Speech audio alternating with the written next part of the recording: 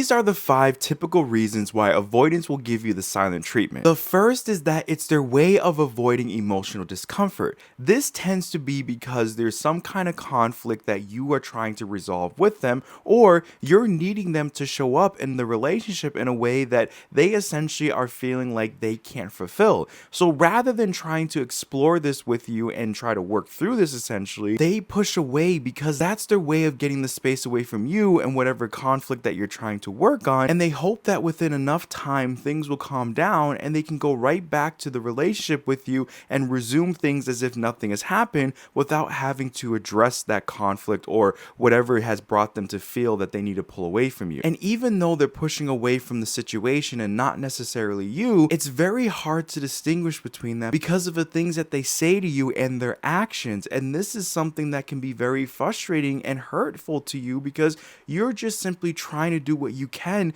to make this relationship work and to express how you're feeling about this, because you've gone probably so long in the relationship without them really putting in any effort into committing to you and trying to work through these things, because they're trying to essentially avoid that, because that would cause them to have to feel those unwanted emotions. But all in all, this tends to be typically one of the main reasons why they're giving you the silent treatment, which segues perfectly into the second thing, and that is they fear saying something that expresses vulnerability. As I mentioned earlier, an avoidant really does not want to feel vulnerable, and they don't want to express things that would maybe make them feel that way, because it's that uncomfortableness that's a threat to their emotional well-being due to how their caregivers interacted with them and did not essentially meet their emotional needs. So they take vulnerability as being a threat, and they would rather manipulate things into making it seem as if they're not bothered by anything and that they're always in control and are ultimately never affected by things. But that's just not the case. We all are human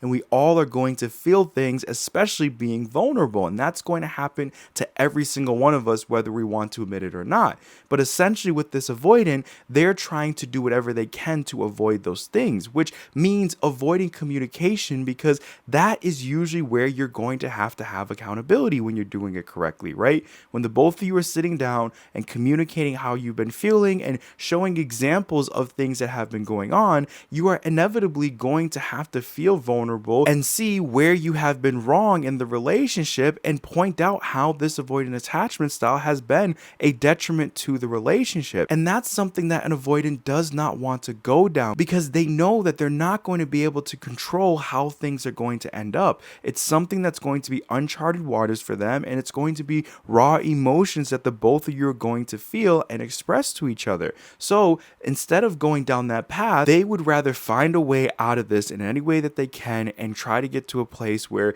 they essentially don't have to deal with that, which tends to be them pushing away from you and going silent. The third thing is that they're using distance to regain emotional control. As I mentioned, an avoidant wants to maintain control over every situation. Now, we know that this is an illusion because you cannot control every situation or every person. The only thing that we can control is ourselves and how we respond to things. But an avoidant really does believe that they can control everything due to their avoidant attachment style, believing in that, and that causes them to try to do whatever they can to make sure that they have that power. And that tends to be why they try to manipulate you, whether they realize it or not, into believing that you are the problem and that it's nothing to do with them, or whatever excuse that they're trying to tell you as to try to put it onto you. That's their attempt to essentially condition you to a certain way so that they can essentially maintain this illusion of control over things and make sure that they're not going to have to deal with situations that will inevitably cause them to feel and express certain emotions.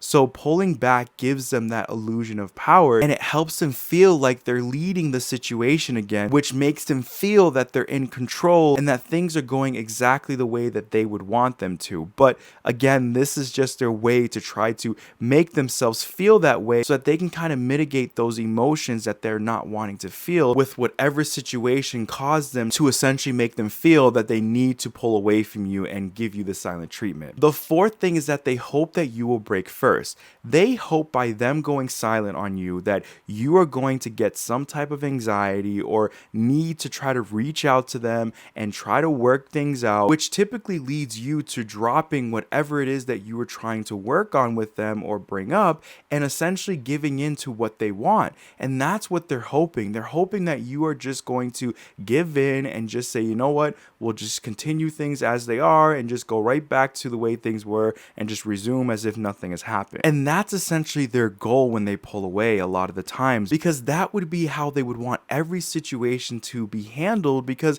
they don't want to have to deal with those things. They want to be able to just continue to have things go the way that they want them to and not have to feel those emotions, because that again is a threat to their emotional well-being. And this avoidant attachment style was adopted to protect them from that and not having to ever feel that again. But that's just not sustainable, and it's a hindrance on you and the relationship, because you're not getting anything done. You're going through the same circles over and over again, and your emotional needs and wants are not being met. But instead of them seeing that, they would rather continue this way of being, because this is all that they've known up until this point. And it's very challenging for them to see past this, and it's why again they rather have you take the initiative, because that's something that they're used to at this point, because you have been the one. You know deep down that if you don't do this and you don't try to break this silence first, it's probably going to last for a very long time, because they won't do it even if there's a part of them that really does miss you and wants to work things out again. They typically won't act on that, because again, that's a form of vulnerability, and on top of that, they're exposing themselves to potentially be rejected from you. And the fifth and final thing is that this is a learned behavior. As you probably know by now with what we've talked about, this is something that they've grown up with because of how their emotional needs were not met by their caregiver, so they adopt this way of being to essentially cope with that reality. So because this tends to be something that they've gone such a long time with being,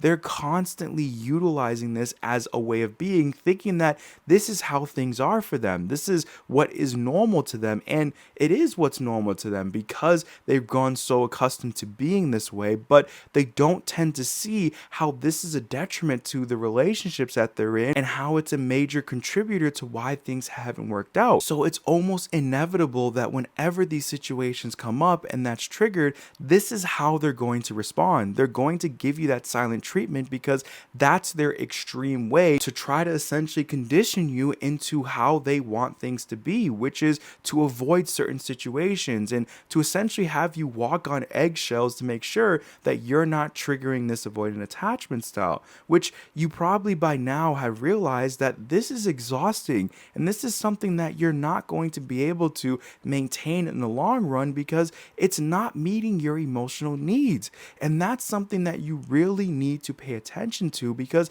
you don't know how long this is going to continue. An avoidant needs assistance from a therapist typically to really help them to navigate and process this avoidant attachment style and understand where it was derived from and essentially start to unravel it. And it's going to make them feel a lot of emotions that they're not going to want to feel, but that professional is trained to help them through that and essentially get them to a place, if they're consistent with it and if they're willing to work on it, to where they're healed from it and where they can show up in the relationship the way that you know that they can whenever this avoidant attachment style is not present. But that's something that they have to come to terms with and really seek that professional help with. There is nothing that you are going to do that's going to make them want to do that. They have to be the one to have that intrinsic motivation to seek that professional help and to actually stick with it. And on top of that, it's going to take a significant amount of time to work through typically, because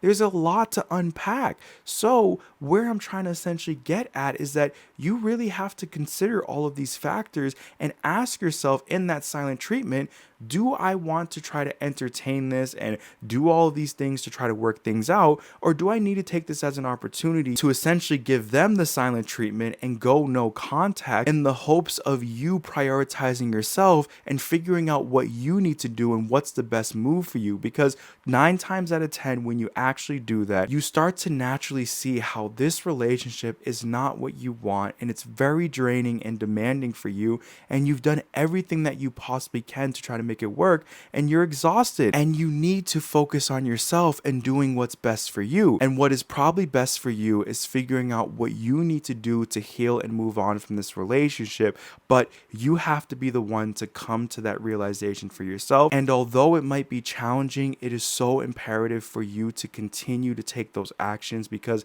that's what's going to be in your best interest. And when you look back on that decision, you'll realize it's the best thing that you did for yourself. I hope that you did find value in today's video. If you did, please make sure to hit that like button. If you're new here, make sure to subscribe, and I will see you in the next video.